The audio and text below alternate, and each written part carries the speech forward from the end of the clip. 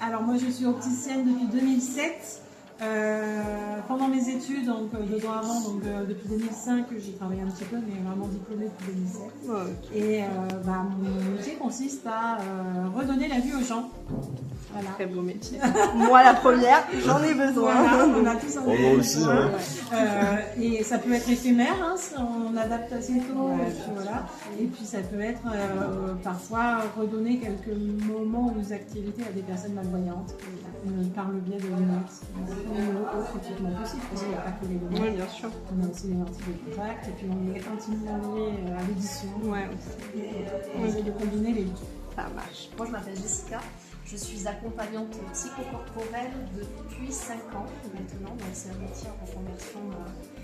Pour vous avouer, j'étais juriste. Ok, effectivement, un parcours voilà, sans transition. Différent. En tout cas, voilà, j'ai le plaisir, le grand plaisir d'exercer cette profession depuis 5 ans et demi.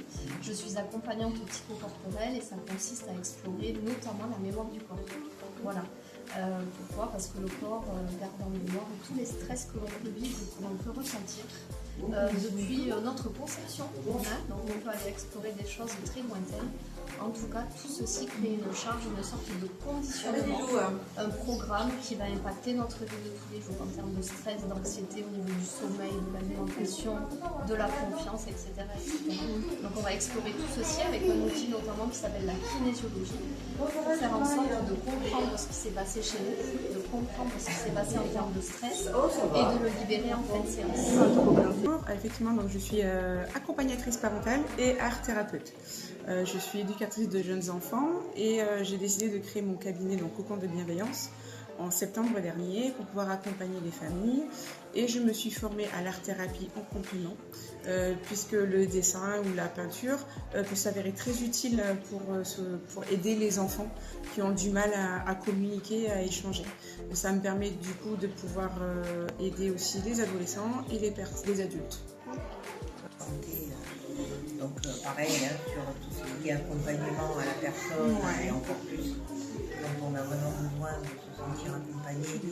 On est quand même des métiers hein, aujourd'hui, on a des diplômes d'État, ça fait 20 ans que j'ai choisi d'aller étudier sur cette cartographie du corps qui est écrit aujourd'hui il y a 5 ans.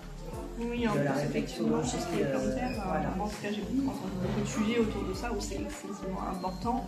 En tout cas, moi je ne connais pas le détail, mais nous, effectivement... C'est une technique très ancestrale qui était utilisée beaucoup plus en